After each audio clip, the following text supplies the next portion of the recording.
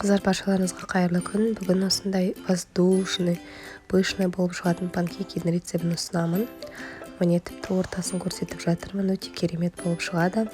Қыздар, алдын ала кешірім сұраймын, денсаулығыма байланысты тамағым ұстап қалды. Сол себепті даусым кішкене жаңағы біртүрлі болып жазылуы мүмкін.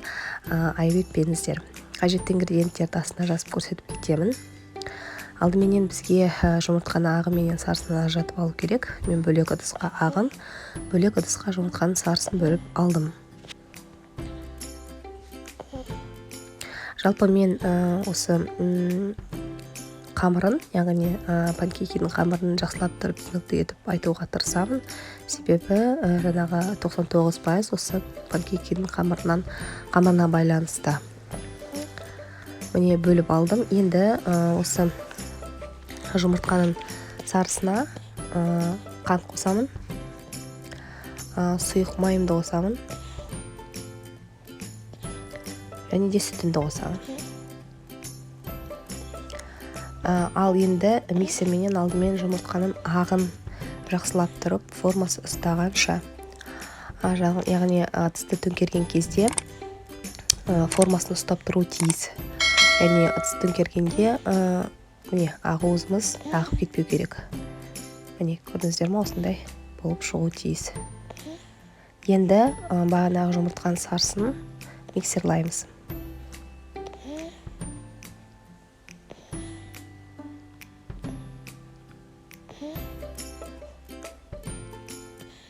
Мен барлығын бірден қостым. Қыздар, ол жаңағы бір-бірлеп қосуға да болады, бірақ маған барлығын бірдей қосып миксерлаған ыңғайлы, нәтижесі бірдей болады.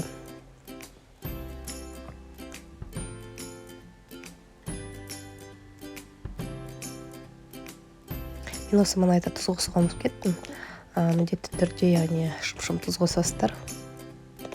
Енді ұнымызға қопсытқышымызды қосып аламыз.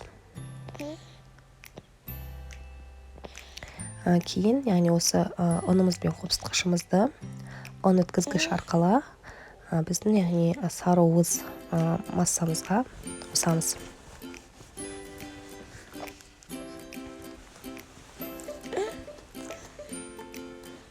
Барлығын біркелкі масса болғанға дейін, яғни до однородный массы жақсылап тұрып миксерлап аламыз.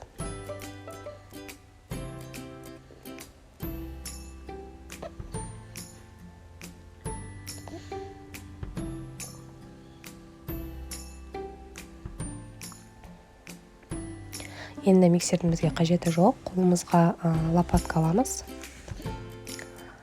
Яғни силиконды лопатка менен, күрікше менен. Енді жұмыртқаның ағуызын қосып, астынан үстіне қарай төмен етіп, жаңағы араластырамыз. Астынан үстіне қарай осылай біркелкі болғанға дейін араластырамыз. Ағуызды, яғни аз-аздан қосып, мен 3 бөлікке бөліп қостым. Осылайынан араластырасыздар. Масса міндетті түрде біркелкі болуы тиіс. Яғни массамыз сондай воздушный болып шығады. Міне керемет болып шығады. Енді яғни газда пісіресіздер табада. Мен аздап сұйық май қостым астынан. Бірақ сұйықпайсыз да пісіруге болады. Екі жақта газдың асты міндетті түрде орташада тұруы тиіс. Яғни бір жарым ас қастықтай мөлшерде салып пісіресіздер. Міне осындай болып шығады. Тіпті табаға май қоссақ та сырты майлы емес болып шықты. Осылайынан жасап көріңіздер. Іші дегенмен мынандай воздушный болады. Өте дәмді болып шығады. Қыздар, міндетті түрде жасап көріңіздер. Ұнаса лайк басып, комментарий қалдырып кетіңіздер. Сіздермен болған мен Райхан. Ас болсын.